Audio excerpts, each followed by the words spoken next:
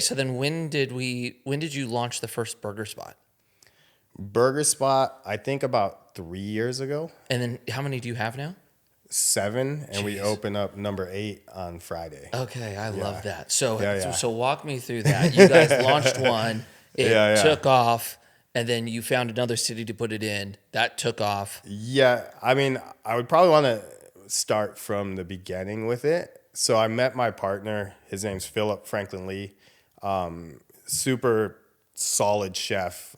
He's from the Valley, Oh, actually. he's my hood. Yeah, yeah, All yeah. right.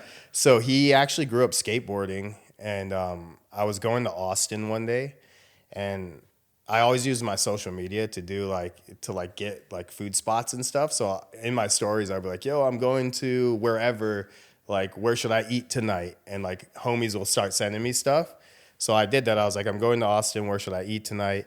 He replied because he was following me, and he was like, "Come to my restaurant." And I was like, "All right, like I'll come over." I'm like, "What is it?" He's like, "Sushi." And I was like, "Okay, sick." So like, I don't even look up the restaurant or anything. I'm like, "All right, what time?" Like, I'll see you there.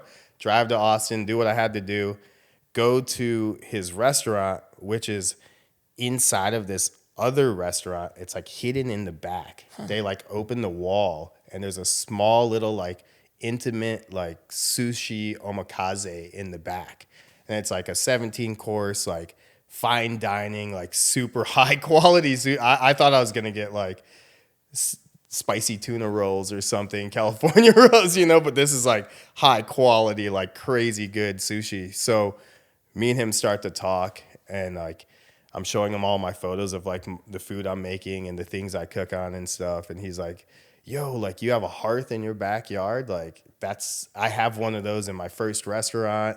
And like me and him, we're just broing down. So I give him, I brought him some spices because he told me to come to his restaurant. So I gave him my spices.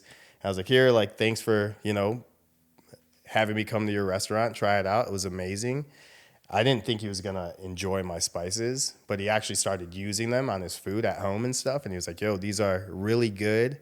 Like, we should probably do something together one day, like utilizing these." And I was like, "Let's do it." We both like burgers, and at the time, it's like we had our favorite burgers in Austin and stuff, but there was like something missing. And we obviously, I always say food's subjective. It's like your opinion. Like you may like lettuce and tomatoes. I may just like cheese and onions. You know what I mean? So it's like you can't really say what's the best and what sucks, and like that's your opinion. You know what I mean? Right. So we wanted to make our vision of the perfect burger. So me and him, we got together, we started messing around with different types of meat quality. We use 100% Japanese Wagyu certified. Bang.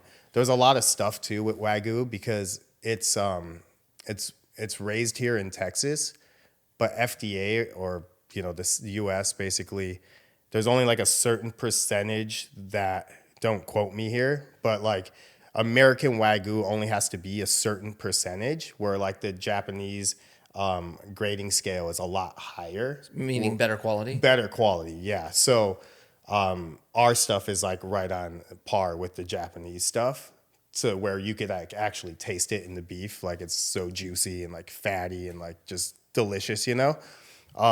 But yeah, so we created this burger, and we're like, that's the burger, using my spice rubs. And we were like, okay, so meanwhile I'm skating, I'm training, I'm coaching. He has like other restaurants that he owns and that he has to take care of. So we're coming from two different careers, but we're like, hey, let's start doing pop-ups, and like let's just roll the flat top out, make some burgers, give them away, see what people think. So we do this for like maybe a year or two. We like pop up at the comedy club with the flat top. We're like, put our money together, get 50 burgers, and just give them away.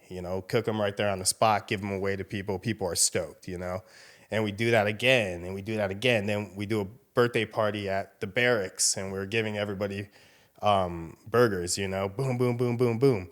And then one day, a friend of ours approaches us, and he's like, hey, like, your burgers are super delicious. Like, I have this open kitchen at one of the bars that I have on Rainy Street. He's like, do you guys want to actually sell burgers instead of giving them away? And we're like, all right, let's try that out, And so that was the first one, We partnered up with the bar, took over the kitchen, started selling burgers out of the kitchen. And then an opportunity popped up to where we found this building in Chicago, my hometown, where it had the perfect like speakeasy basement for my partner's sushi restaurant. But they wouldn't give him that basement because you have to walk through the bar upstairs to get it without taking the bar too. And the bar had a full kitchen. So he hit me up and he's like, hey, like, you want to bring NADC to Chicago? And I was like, yeah, like that's my hometown. Like that's like a dream come true. So we were like, okay, like we'll run this bar. We'll put NADC burger in the back of the bar. And then I'll have my sushi in the basement as a speakeasy, So that's how the second location popped up. Dang. Okay. Yeah, So then yeah. where are they? Is it all Texas and then one in Illinois? So now, to the present day, we have 4 in Austin, 1 in Chicago, 1 in Denver, and then the 1 in Fort Worth. Yeah, yeah. And we're opening up our second location in Chicago next week on Friday. Okay, so when you open a new one, like how much capital does it take? Is it a heavy lift to get the first one started? And then I guess the second question would be, when you want to open up a new shop, are you just taking money from the first one to help you launch the second one? Yeah, so I mean, that's been our motto so far, is just kind of like with the money that we're making from these restaurants, we just basically reinvest it into the next one. Right. So that's how we've been able to open these other ones in different cities and stuff. It's just reinvesting the money, and it's just going in a circle right now. As for how much it is, it depends on the build out. Right. Right. So if we are fully building everything out, equipment, chairs, this, that, the other, paint, all that stuff, it's going to be fairly expensive. But if it's like it's like a second generation restaurant, then it's a lot easier. Got it. Because they already have everything kind of set out. You have to get a couple things, like kind of redo it, give it a makeover, and it's a lot like better for a burger restaurant. Right, that makes sense. Yeah. So I always had the opinion that restaurants were bad investments. I always thought like they were the hardest thing to succeed at. I mean, but you are proving me wrong. I mean, you're crushing it. Thank you, man. So my question is, what do people do wrong when they're launching restaurants, and why does it seem like they struggle so much? But you guys are now spitting up your 8th burger spot, and we hear it even when we came out. It's unbelievable. I mean, from my experience, I mean, obviously, like I haven't been in this for that long, so I'm not like extremely educated in what are all the faults and stuff, But I feel like, sometimes when people open, when you shoot for the stars and you go for like a really big place and you have to redo everything, you build the building from scratch and stuff, you're kind of taking on a lot of debt at that point. And I think also having like a crazy big menu too can also play into that, because your overhead, your food percentages are going to be way higher. We do 1 burger and fries, so our overhead's like not that gnarly, Obviously the quality of meat is expensive, but you're doing one thing, it's not like you're doing a venison backstrap, a rack of lamb, this, that, you know what I mean? It's like very like concealed, or, right. Yeah, and I like that you guys took the approach of like very much, you're building it as grassroots as you could have done it, right? Like pop-ups, giving burgers away, having, people experience it without even the cost risk, building your name ID, and then launching your first store. Like you guys, you can definitely say that from a risk standpoint, that is the absolute best way to launch something.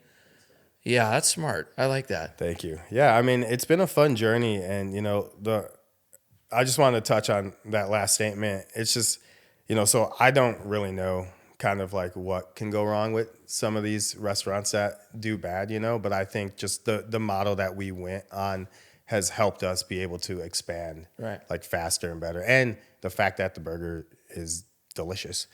Yeah. You know what I mean? So I think that also helped, you know, one thing, our whole motto is like make one thing and do it the best that you can do it.